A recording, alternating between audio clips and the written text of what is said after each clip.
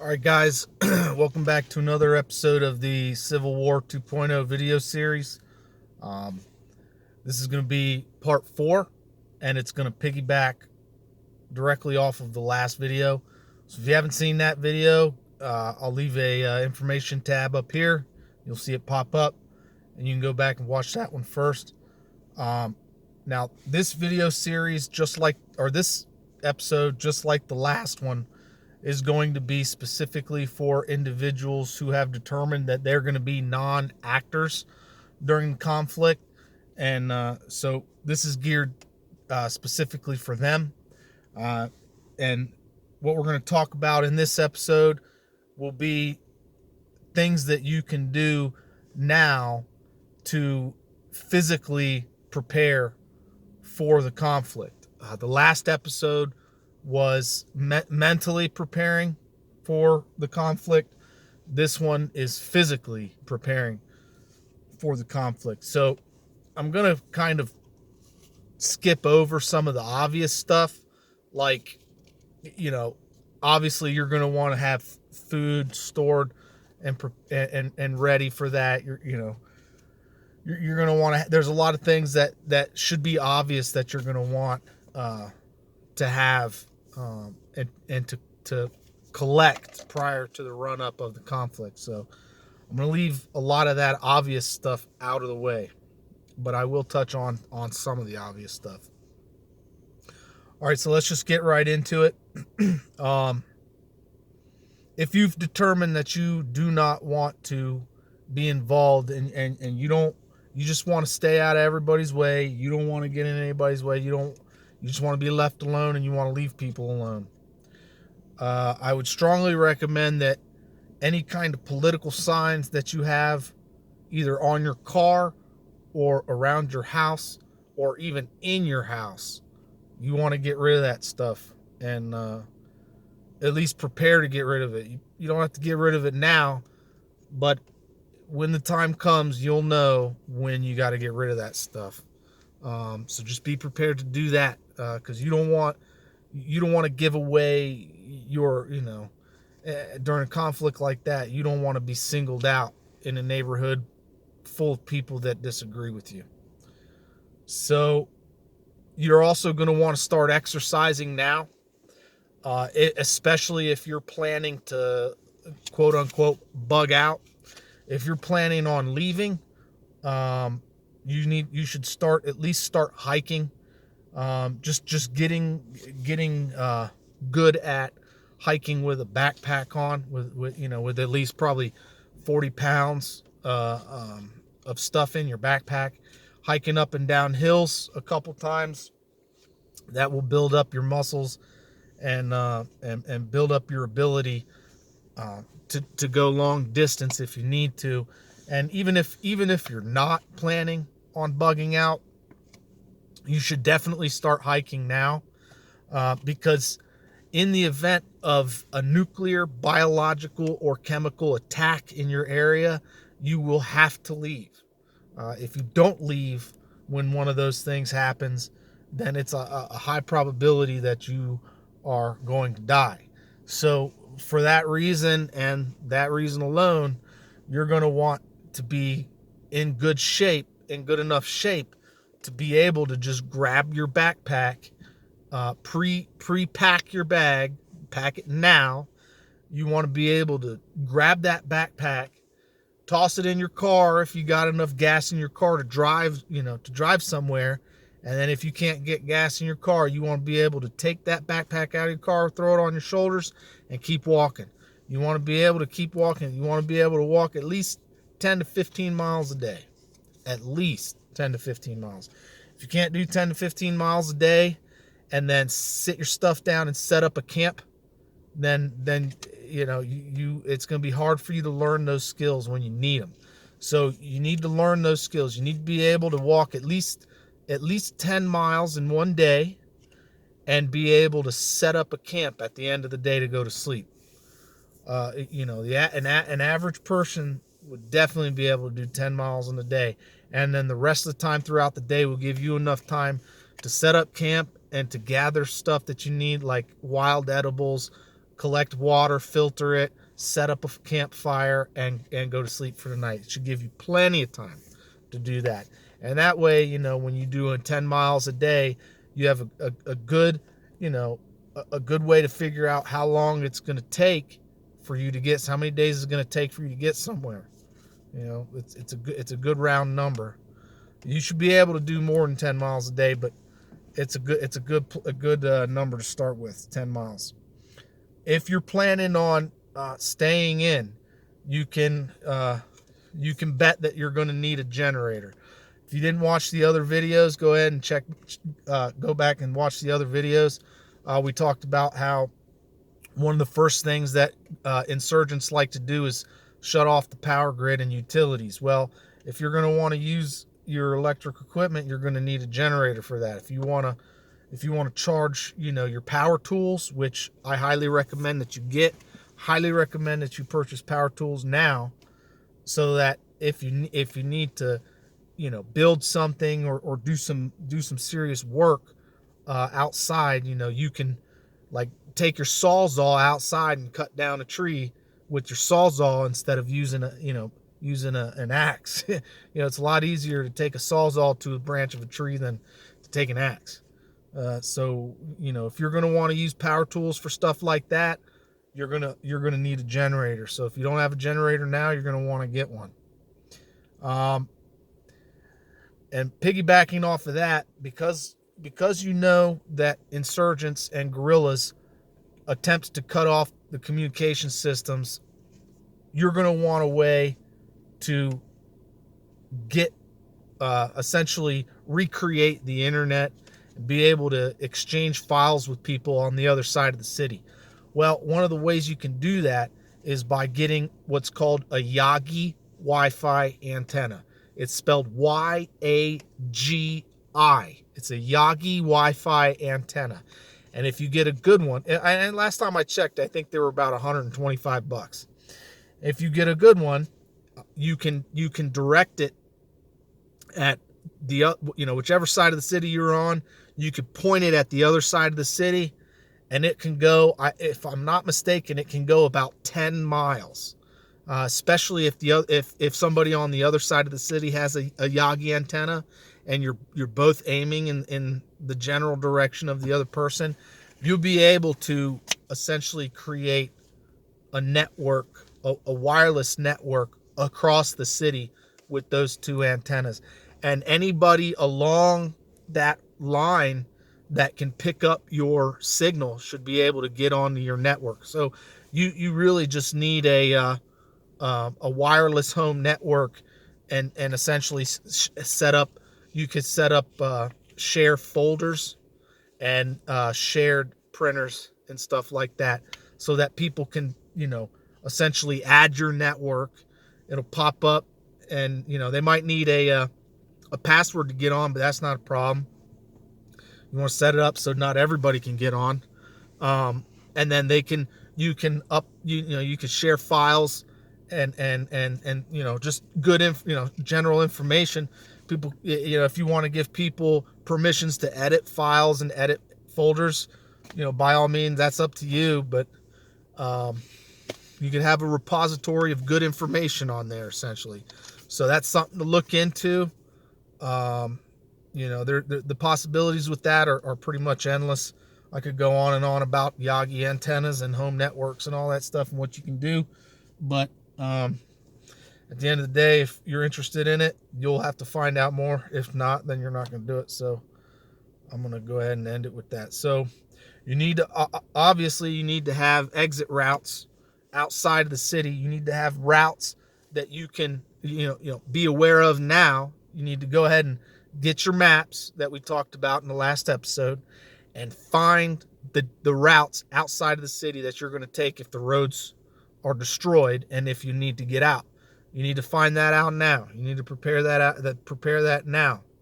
And it would behoove you to go check out Dave Canterbury's videos on YouTube and learn about what he calls the 5 C's. So what are the 5 C's of survival. You want to learn about that, and essentially how to set up camp and all that other kind of stuff. I'm going to pause the video real quick, get right back to you. All right, moving on. You're going to want to get long-range TV antennas so that if the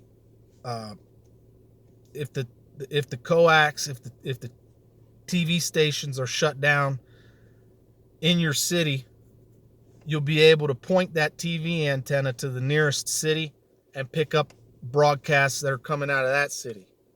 That way you can get information from the government on what it is that they're doing and what it is that they're planning on doing and what it is that they want you to do. In order to prepare for aerial bombardment, you're going to want to get a few things in order to protect yourself and fortify your house. So in order to the easiest way to fortify your house, probably the cheapest way, is to get a bunch of sandbags. You can order sandbags online. Last time I checked, which was a while ago, they were like $1 a piece. You should be able to find them online and order them. You can order them by the 100, and they'll ship it right to your door. They're going to be empty sandbags, and when the conflict happens, you can fill up the sandbags with dirt from your front yard or from your backyard, and just create a small circle, probably about 5 feet high inside your house. You can run a couple boards across the top and then lay some plywood on top of that, and then lay some more sandbags on top of that plywood, and essentially you have a bunker inside your house, so that if you start getting aerial bombardment, everybody just goes inside that bunker. But that's not all you're going to want to do. You're going to want to also get some helmets, and you're going to want to get some vests, some Kevlar vests, and you can get a lot of used ones from from Vietnam era or Korea, or the NATO countries, the old stuff, those old vests. They're not bulletproof, but they're made for shrapnel, which is what in that instance is what you're concerned about. You want to make sure you get the ones that cover the neck and the shoulders, and so you'll be able to go on something like cheaperthandirt.com, and you'll see a whole bunch of them on that website, and they have ones that cover the neck. So you get one of those. If your city starts getting bombarded with from the sky, you want to go grab your helmet, grab your vest, hop inside the bunker, and then once the dust clears, then you can come out. You want to get stuff to prepare for the winter in case the utilities get cut off. So things that you might consider getting to prepare for the winter, you might want to look at getting some thermal curtains to cover your windows, and some nice big thick blankets, so that if it gets really cold and you can't heat your house like you normally do with your electricity, or if you can't get your propane, because the roads are closed, or roads are destroyed, and people can't come in and out of the city, then you're going to need to find another way to stay warm. And best way that I could think of that doesn't need any of that stuff, doesn't need fuel or electricity, is a nice thick blanket. So you're going to want to get a really good blanket, one blanket for everybody, so they can wrap it around themselves and walk around the house. And some thermal curtains will really keep that keep the house a lot, make it a lot easier to keep the house warm, because it prevents the windows from conduction or convection. I can't remember which one it is. For your food prep, if you're gonna cook your food, instead of using food that is non-perishable, you're gonna want either a wood or a charcoal grill. Don't expect to be able to get propane in a situation like that, because like I said, one of the things that guerrillas and insurgents do is they they shut off access to the city, and they destroy the roads. And so things like that, expect things like that to be hard to get, propane and gasoline. One of the things you could do to help provide food for yourself and for your neighbors is get chickens and start selling chicken eggs. The chicken shell, or the egg shell itself, is high in calcium. It's good for a lot of things, a lot of stomach problems, and a whole bunch of different things. You can look into what eggshells are good for, but it's a very good protein source and source of fat. Look into how you can increase the security in your house. I would highly suggest that you go ahead and install what's called shatter guard on your windows. Get that installed now. You can do it yourself, or you can hire somebody to do it. What it is, it's a like an 8 to 12 mil thick piece of clear plastic that you have. It's kind of like tint that you get on your windows, but it's not tint. You can get it in tint, but it's really thick. It's not like the thin tint that they normally put on car windows. It's really thick. And if somebody takes a bat to your window, or if a bomb goes off next to your window and rocks go and hit the window, it's not going to go through the window. It doesn't the window shatters, but it doesn't break. It doesn't break open. So you can go watch some videos on that. It's called Shatter Guard, and it's almost impossible to get into a house that has through a window. It's almost impossible to get through a window that has Shatter Guard installed. It's relatively inexpensive to get it installed or to do it yourself. I've done it myself, so it's pretty easy. And then another thing you can do to make it almost impossible to kick down your door is get some 4-inch deck screws. And if you can find them, get some 5-inch deck screws and put them through the strike plate in your door. And essentially it'll make it really hard for somebody to kick down your door that way. Once you install those screws. Go ahead and look into that. And last but not least, it should be obvious and really go without saying, but I'm going to say it because it's extremely important. Find a water source now. Find a natural water source that you will be able to rely on in the situation. You want to be able to find a spring if you can, because it's going to be a good freshwater source. So if there's any springs nearby, you want to know where they are. And if not, at least look for rivers, lakes, creeks. Where can you go to drill a well, a water well? And if you can't find any of that stuff, then how are you going to get your water? Maybe you can set up a rain collection system where if you have gutters on your house, you can essentially put a 55-gallon drum bucket underneath the spouts, and then when it rains, all the water runoff from your ceiling goes into those 55-gallon buckets. Something to think about. And because of that, you're also going to need a water filter. And there are all kinds of different water filters out there, and each water filter has its good sides and its bad sides. But what I'm going to use, I can't really make any recommendations, but what I'm going to use is an activated carbon filter, and let me tell you why. Activated carbon filters, they're good at filtering a lot of the viruses and bacteria that you need to get out that can cause you harm, but they're also good at getting out chemicals, like pharmaceutical stuff, but also like fertilizers. And one of the things that activated carbon filters do that not even a reverse osmosis can do is they can filter out toxins from toxic algae. And reverse osmosis can't do it, distillation can't do that, and neither can ceramic filters. So let me give you an example of why you would want something like that.